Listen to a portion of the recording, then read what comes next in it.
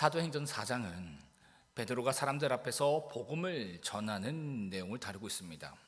그 내용의 복음은 무엇입니까? 12절의 말씀처럼요, 오직 예수를 그리스도로 믿는 것을 통해서 구원을 받는다라는 겁니다. 이것이 복음의 내용이다라는 것이죠. 그래서 이 시간에는요, 여러분들이 잘 아시는 내용이겠지만요, 기독교의 가장 기초적인 개념이라고 할 수 있는 이 구원에 대해서 살펴보는 시간을 갖도록 하겠습니다. 여러분, 항상 기초를 튼튼히 해야 하는 거 아시죠? 뭐든 그렇습니다. 공부도 그렇고 운동도 그래요. 항상 기초를 튼튼히 해야지만 실력이 늘어가거든요.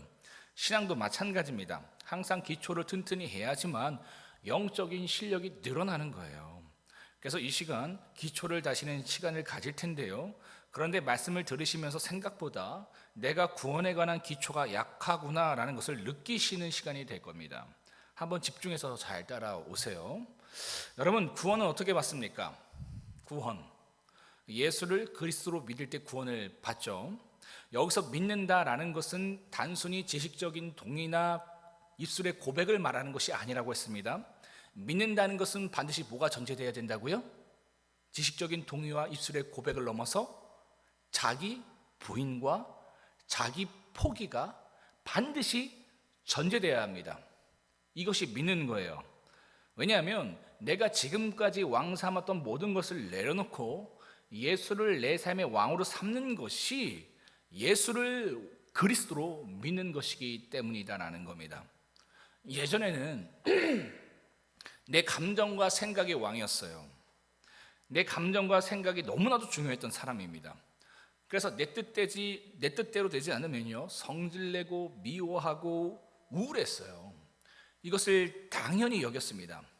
그런데 예수를 믿는다라는 것, 예수를 그리스도로 믿는다라는 것은 뭐냐면요, 이제는 너는 이러한 나의 죄된 감정과 생각에 끌려다니며 사는 것이 아니라 그러한 감정과 생각을 십자가에 못 박고 주님의 마음과 생각을 품고 살기로 결단하는 것이 믿음입니다.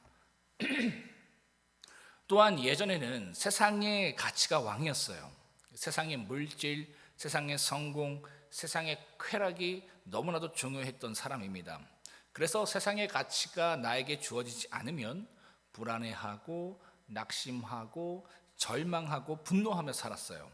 그런데 예수를 그리스도로 믿는다는 것은 무엇이냐면, 이제는 더 이상 이러한 세상의 가치에 끌려다니며 사는 것이 아니라 주님의 뜻과 말씀을 가장 큰 가치로 여기며 살겠노라 결단하는 것이 믿음이다라는 것이죠. 그래서 믿음은요, 철저한 자기 포기와 자기 부인이 전제되는 겁니다. 이처럼 우리의 죄된 자아와 가치가 십자가에서 죽기로 결단하는 것이 믿음인데, 이러한 믿음으로 말미암아 우리는 구원을 받는다라는 것이죠. 그렇다면 여러분, 구원은 뭡니까? 어떤 것이 구원이고 어떤 것이 구원받은 상태입니까? 그러니까 우리가 구원받는 거 좋아해요. 근데 어떤 것이 구원이고 어떤 것이 구원받는 상태냐는 겁니다. 이것을 잘 알아야 하는 거예요. 여러분, 잘 기억하십시오. 어떤 것이 구원이고 어떤 것이 구원받은 상태이냐면요, 죄로 말미암아 잃어버렸던 하나님을 다시 찾는 것이 구원입니다. 뭐라고요? 죄로 말미암아 잃어버렸던 하나님을 다시 찾는 것, 죄로 인해 깨어졌던 하나님의 형상을 다시 회복하는 것이 구원받은 상태다라는 거예요. 여러분, 우리는요, 하나님의 형상으로 지음을 받았습니다. 하나님의 형상으로 지음을 받았다라는 것은 무엇을 의미하는 겁니까? 우리 같이 하나님이 생기신 거예요? 이렇게 생기신 거예요? 그런 걸 말하는 건 아니죠. 하나님의 형상으로 지음 받았다라는 것은 우리가 하나님의 영으로 창조되었다라는 것을 말하고 있는 겁니다. 하나님의 영으로 창조된 인간은요, 하나님의 영원함을 공유할 수 있는 존재가 되었고요, 하나님과 소통할 수 있는 존재가 되었습니다. 그래서 하나님을요, 세상의 그 어떤 것보다 사랑할 수 있었어요. 오늘 본문을 보세요. 하나님의 영으로 충만한 사도들이 어떤 모습을 보여줍니까? 감옥에 갇히고 죽는 것을 두려워하지 않고 하나님의 편에 서서 하나님을 위해서 살잖아요. 그러니까 하나님의 영으로 충만한 사람은, 하나님의 임재가 있는 사람은 이처럼 그 어떤 것보다 하나님을 사랑하게 된다라는 겁니다. 그뿐만 아니라요, 인간은 자신을 사랑할 수 있었습니다. 인간은 비록 흙으로 창조되었지만, 흙으로 창조되었다는 것은 무엇을 얘기하는 겁니까? 흙은 히브리어로 사실 먼지거든요. 먼지로 창조됐대요. 인간이 흙으로, 먼지로 창조되었다는 것은 무엇을 의미합니까? 무가치한 존재였다라는 거예요. 흙으로 창조됐다라는 것은 인간은 본래 무가치한 존재였다, 허무한 존재였다, 하찮은 존재였다라는 것을 의미합니다. 그런데 뭡니까? 우주에서 가장 가치 있는 하나님이 그런 인간과 함께 하신 거예요.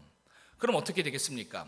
내 존재가 아무리 하찮아도요, 나와 함께 하시는 그 분이 엄청난 가치가 있는 분이시기 때문에 그로 인해서 나를 가치 있게 여길 수 있게 되었다라는 겁니다. 그렇죠? 나는 아무것도 아니에요. 근데 우주를 창조하신 그 하나님이 너무나 가치 있잖아요. 그분이 나와 함께 하시고 그분이 나를 향해서, 우리가 창조 사건을 보면 알 수 있듯이 계속적으로 아름답다라고 말씀하시잖아요. 그죠? 아름답다. 인간을 만드셨을 때 뭐라고 말씀하십니까? 심히 아름답다. wonderful. 너무나도 아름다워. 그 음성이 내 내면에 울려 퍼지기 때문에, 그 우주를 창조하신 하나님이 나와 함께 하시기 때문에 우리는 나를 사랑할 수 있는 존재가 되었다라는 겁니다. 우리 선율이가 어렸을 때에 저런 좀 비슷하게 생겼잖아요. 그죠? 그래서 뭐 귀엽게는 생겼지만 잘생긴 거나 예쁜 건 아니잖아요. 근데 엄마랑 아빠랑 그렇게 예쁘다고 얘기를 해주니까 이 녀석이 자기가 정말 예쁜 줄 알고 거울을 보면서 항상 막 이러더라고요. 이런 거예요. 나는 별로 안 예뻐도 나를 향하신 그 주님의 음성이 울려 퍼질 때에 우리는 우리 자신을 사랑할 수 있게 되었다라는 겁니다. 이처럼 인간은요, 하나님으로 인해서 자신을 사랑하는 존재가 될 수 있었습니다. 이처럼 인간이 자신을 사랑할 수 있는 존재가 되니까요, 타인을 사랑할 줄도 아는 존재가 된 거예요. 여러분 기억하십시오. 나를 사랑할 수 있는 사람이 타인을 사랑할 수 있습니다.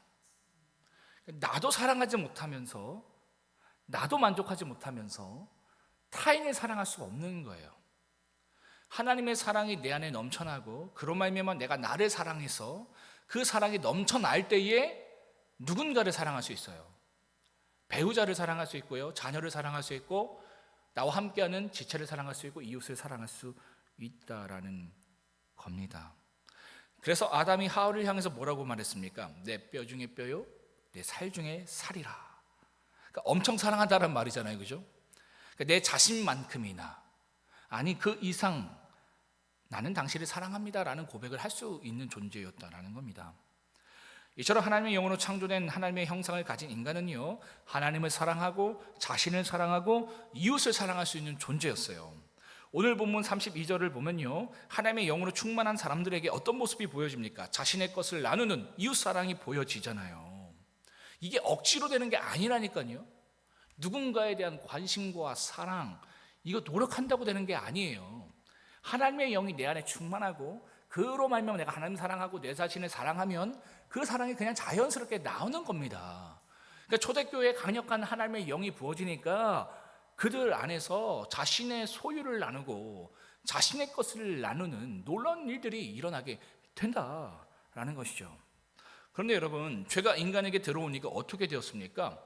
어둠과 빛이 함께할 수 없고요, 기름이 물과 함께할 수 없는 것처럼 죄로 가득한 인간에게서 거룩하신 하나님의 영이 떠나갔습니다. 그로 인해서 인간은요, 영원함을 잃어버렸을 뿐만 아니라요, 영원하신 하나님과 단절되었습니다. 그래서 하나님을 사랑할 수 없는 존재가 되어버린 거예요. 뿐만 아니라 이처럼 하나님의 영이 인간에게서 떠나감으로 인해서 인간은요, 자신을 사랑할 수 없게 되었습니다. 여러분, 죄가 인간에게 들어오니까 인간이 처음 느낀 반응과 감정은 무엇이었습니까? 아담과 하와에게 죄가 들어왔어요. 그로 말미암아 하나님의 영이 떠나갔어요. 그래서 인간이 처음 느꼈던 반응과 그 감정은 무엇이었습니까? 성경을 한번 잘 보세요. 부끄러움이었습니다. 부끄러움. 그러니까 죄가 들었을 때 처음 느낀 거였어요. 부끄러움. 자신을 사랑했던 인간이요, 자신을 부끄럽게 여기기 시작한 겁니다. 자신을 만족했던 인간이요, 자신에게 불만족하기 시작했다는 거예요. 당연한 결과겠죠. 가치 있는 하나님의 영이 인간에게서 떠났어요. 그럼 인간에게 뭐만 남는 겁니까? 흙만 남는 거잖아요. 흙이라는, 먼지라는 무가치함만 인간에게 남은 겁니다. 그래서 여러분, 성경적인 시각으로, 이 시선으로, 이 심리학적으로 보았을 때에 우울감과 열등감과 불안감과 절망감과 노이로제, 자존심 상실, 이처럼 우리의 마음을 병들게 하는 모든 것들이요, 바로 여기서부터 발생하는 것으로 봅니다. 하나님의 영이 죄로 말미암아 떠나갔을 때에 인간에게는 반드시 주어지는 것이 있는데, 이처럼 자기에 대한 불만족, 그러니까 우울, 열등감, 불안, 비교의식, 피해의식, 절망감, 이런 것들이 나타날 수밖에 없다. 그렇겠죠? 인간은 본래 흙이에요. 불완전한 존재예요. 그러니까 내 안에 완전함이 떠나가니까 불완전만 보이니까, 이게 너무 크게 보이니까 이런 모습들이 나올 수밖에 없다라는 것이죠. 이처럼 자신의 무가치함을 보게 된 인간은요, 나무 뒤에 숨고 나뭇잎으로 자신을 가리게 되었습니다. 여러분, 나뭇잎은요, 일종의 가면이에요. 세상의 물질, 세상의 성공, 세상의 인기, 외모, 이런 것들을 다 담고 있는 거예요. 아우르는 거예요. 인간은요, 이런 것으로 자신을 가리면 가릴수록, 그렇죠? 더 큰 나뭇잎, 더 많은 나뭇잎을 가지면 가질수록, 그래야 비로소 자신을 그나마 사랑하는 존재가 되어버렸습니다. 원래 그렇지 않았거든요. 그냥 하나님만으로 자신을 만족하고 자신을 사랑하는 존재였는데, 그 하나님이 떠나가고 흙만 남잖아요. 흙은 뭐예요? 그냥 철저히 물질화된 거예요. 철저히 그냥 세상적 가치가 되어버린 거예요. 그러니까 세상의 가치가 없으면 자신을 사랑할 수 없는 존재가 되어버린 겁니다. 우리가 그렇잖아요. 외제차 끌고 다닐 때랑 소형차 끌고 다닐 때랑 어떻습니까? 내 자신의 태도부터가 달라지잖아요. 그죠? 사람들의 태도부터가 달라지잖아요. 내가 명품 옷을 입는 것과 내가 다이소 옷을 입는 것과 그죠? 내 느낌이 다르고 사람들의 반응이 다르잖아요. 대기업 이사인 것과 중소기업 대리인 것과 내 자신부터가 지금 다르잖아요. 명함을 낼 때부터도 그 자신감이 다르잖아요. 그죠? 그리고 나를 향한 사람들의 반응부터가 다르잖아요. 삼성전자 이사야 라고 말했을 때 사람들의 반응. 교회도 여지없잖아요. 그죠? 교회라 할지라도 저분 삼성전자 사장이래. 그러한 어떤 나를 향한 반응과 그냥 어디 중소기업 팀장이나 대리 정도 한다고 했을 때 사람들의 반응은 완전히 다른 거잖아요. 그러니까 인간이 지금 그런 존재가 되었다라는 거예요. 원래 인간은요, 이런 것 따위로 자신을 사랑하는 존재가 아니었거든요. 그리고 누군가를 사랑하는 존재가 아니었거든요. 하나님만으로 충분히 자신을 사랑할 수 있는 존재였습니다. 어제 우리가 사도행전 3장에서 베드로가 보여줬던 모습이 바로 이런 모습이었잖아요. 은과 금이 내게 없어도, 그렇죠? 나에게 예수 그리스도의 이름이 있다라는 거예요. 나는 하나님만으로 당당하고 담대할 수 있는 존재다라는 거예요. 이것이 원래 창조 본연의 모습의 인간의 그 모습이다라는 겁니다. 왜요? 하나님은 영원하시고 전부시니까. 내가 영원한 생명과 기쁨을 소유하고 전부 되신 하나님을 소유하고 있는데, 이 땅에 유한한 세상의 가치 몇 가지가 나에게 없다고 해서 그것 때문에 주눅들거나 낙심하거나 절망하지 않잖아요. 그렇지 않습니까? 내 안에 지금 영원하신 하나님 함께 하는데 내게 은과 금이 없는 게 문제가 돼요? 그렇지 않잖아요. 그래서 여러분 주변에 하나님의 영으로 충만한 사람 보십시오. 당당해요. 없는데 당당해요. 아무것도 없는데 다 가진 사람처럼 당당해요. 당연하죠. 우주를 창조하신 하나님 내 아버지인데, 그분의 이름으로 내가 구할 때에 그분이 역사하시는데 당당한 거예요. 사람 눈치 보지 않는 겁니다. 그렇죠? 그게 하나님의 영으로 충만한 사람들의 모습이다. 이게 믿음 있는 사람들의 모습이고 하나님의 영으로 충만한 사람들의 모습이다라는 겁니다. 그런데 뭡니까? 그 하나님을 죄로 말미암아 잃어버리니까 인간은요, 자신을 순수하고 참되게 사랑할 수 없게 되었고, 오직 자신이 소유한 세상의 가치로만 자신을 사랑할 수 있는 존재가 되었다라는 겁니다. 여기에도 여러분, 그 완벽한 사랑이 아니에요. 이마저도 불안한 사랑인 거예요. 이걸 가지면 그나마 그것 때문에 자신을 사랑할 수 있게 되었는데 그조차도 불만족스럽다. 그러니까 가지면 가질수록 더 만족할 것 같은데, 여러분, 가진 사람이 더한 거 아시죠? 제가 서초종에서도 사역했을 때도 보면 가진 사람이 그 가짐의 가치를 아니까 여기에 더 집착하더라고요. 자녀들한테도 그거를 가지게 하려고 엄청 교육시키더라고요. 가져 보니까 이게 얼마나 좋은 것을 알고 더 집착하게 된다. 그러니까 여기에는 늘 비교의식이 있는 거예요. 불만족스러운 거예요. 나보다 더 잘난 사람들을 바라보면서 늘 열등감 가운데 갇힐 수밖에 없다라는 것이죠. 이처럼 인간이 자신을 사랑할 수 없게 되니까요, 타인도 사랑할 수 없게 되었습니다. 그래서 죄가 들어오니까 아담이 뭐라고 얘기해요? 이전에는 하와를 향해서 내 뼈 중에 뼈요 내 살 중에 살이라고 했던 이 아담이 뭐라고 얘기합니까? 이제는 하나님이 주신 저 여자 때문에, 그죠? 저 왼수 때문에 내가 범죄했어요 라고 원망하잖아요. 배우자도 원망하고요, 그러한 배우자를 주신 하나님도 원망했다라는 겁니다. 이전에는 다 좋았거든요. 다 감사하고 다 사랑한다는데 이 죄가 들어오니까 이제 탓하기 시작하는 거예요. 미워하기 시작하는 거예요. 저 사람 때문에. 사실 지금 문제가 어디 있는 거예요? 나에게 있는 거잖아요. 내가 그걸 못 봐요. 저 사람 때문에. 심지어 내가 사랑해서 선택한 그 배우자, 그 자녀까지도 당신 때문에, 그리고 그 사람을 준 그 하나님 때문에 내가 지금 이렇게 됐다, 원망하게 되었다라는 것이죠. 이와 같이 죄가 인간에게 들어옴으로 말미암아 하나님의 영이 인간에게 떠나갔고요, 하나님의 형상이 깨졌다라는 겁니다. 그로 인해서 인간은 하나님을 사랑할 수 없게 되었고요, 자신을 사랑할 수 없게 되었으며 타인을 사랑할 수 없는 존재로 전락해 버렸다라는 것이죠. 그래서 예수 그리스도를 통해서 우리의 죄를 해결하시고 그 예수를 그리스도로 믿을 때에 우리에게 무엇이 주어진다고요? 하나님의 영, 성령이 우리에게 주어진다. 그래서 성령은 받아도 되고 안 받아도 되는 것이 아니라고 했어요. 반드시 구원받은 사람에게는, 예수를 믿는 사람들에게는 하나님의 영, 성령이 부어져야 한다라는 겁니다. 죄로 잃어버렸던 그 하나님의 영을 예수 그리스도를 믿음으로 말미암아 우리에게 주어지고요, 죄로 깨어졌던 하나님의 형상이 예수 그리스도를 믿는 믿음으로 말미암아 회복된다라는 것이죠. 여러분, 이것을 잘 기억하십시오. 구원받는 것이 그냥 뭐 천국 가서 영원히 사는 이 정도의 문제가 아니라요, 죄로 말미암아 깨어졌던 하나님의 형상이 회복되는 일이다라는 겁니다. 이처럼 하나님의 영이 우리에게 오시면 무엇이 회복되겠습니까? 무엇이 회복되겠어요? 죄로 인해서 깨어져 버렸던 모든 관계가 회복되는 겁니다. 하나님과의 관계, 내 자신과의 관계, 타인과의 관계, 이게 다 회복되는 거예요.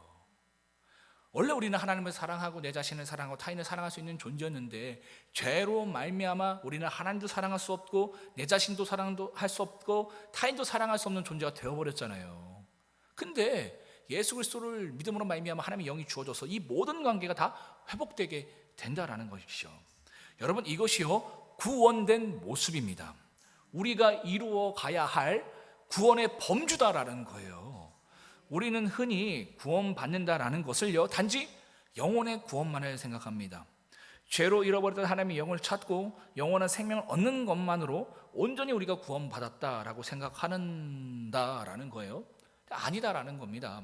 나를 온전히 사랑하고 타인을 온전히 사랑하는 자리까지 나아가는 것이 온전히 구원받은 모습이다라는 것이죠. 그래서 이러한 이해가 없으신 분들을 보면요 안타까울 때가 있어요.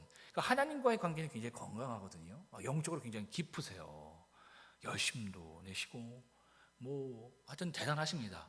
근데 정작 자신을 사랑하지 못하는 거예요. 그리고 타인을 사랑하지 못하는 겁니다. 그러니까 이런 분들 굉장히 많아요. 하나님과의 관계는 굉장히 탁월한데 자신은 사랑하지 못하고 타인은 여전히 사랑하지 못하는, 그러니까 구원에 대한 이해가 부족하기 때문에 이런 모습이 나타나는 거예요. 여러분, 하나님께서 우리에게 예수 그리스도를 주시고요, 그 예수 그리스도를 통해서 우리가 죄로 잃어버렸던 하나님의 영을 주신 이유는 죄로 말미암아 깨졌던 그 모든 관계가 회복되라고 이것을 주신 것이다라는 겁니다. 하나님의 관계뿐만 아니라 죄로 깨어진 우리 자신과의 관계가 회복되고 다른 사람과의 관계가 회복되는 이러한 구원의 자리까지 나가기를 하나님은 원하신다라는 거예요. 이것을 신학적인 용어로 통전적 구원이라고 합니다.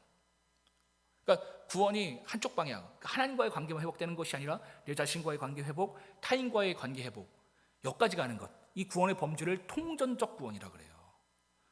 하나님께서는 우리가 이러한 구원을 온전히 이루길 원하신다라는 것이죠.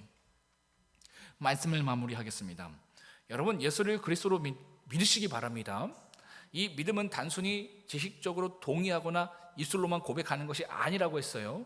내 자신이나 세상의 가치가 아니라 예수를 왕으로 삼는 자기 포기와 자기 부인이 전제된 것이 믿음이라고 했습니다. 그러한 믿음을 통해서 여러분 성령의 임재와 충만함을 받으시길 바랍니다. 그로 인해서 죄로 인해 깨어졌던 하나님과 여러분 자신과 이웃과의 관계가 온전히 회복되는 구원의 은혜가 저와 여러분들에게 주어지기를 주님의 이름으로 축복합니다. 다 함께 사도행전 4장을 합독하도록 하시겠습니다. 사도행전 4장입니다. 시작. 사도들이 백성에게 말할 때에 제사장들과 성전 맡은 자와 사두개인들이 이르러 예수 안에 죽은 자의 부활이 있다고 백성을 가르치고 전함을 싫어하여 그들을 잡음에 날이 이미 저물었으므로 이튿날까지 가두었으나 말씀을 듣는 사람 중에 믿는 자가 많으니 남자의 수가 약 5천이나 되었더라. 이튿날 관리들과 장로들과 서기관들이 예루살렘에 모였는데 대제사장 안나스와 가야바와 요한과 알렉산더와 및 대제사장의 문중이 다 참여하여 사도들 가운데에 세우고 묻되 너희가 무슨 권세와 누구의 이름으로 이 일을 행하였느냐.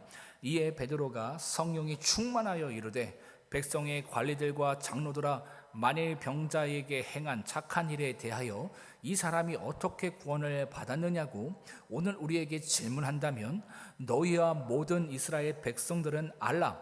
너희가 십자가에 못 박고 하나님이 죽은 자 가운데서 살리신 나사렛 예수 그리스도의 이름으로 이 사람이 건강하게 되어 너희 앞에 섰느니라. 이 예수는 너희 건축자들의 버린 돌로서 집 모퉁이의 머릿돌이 되었느니라.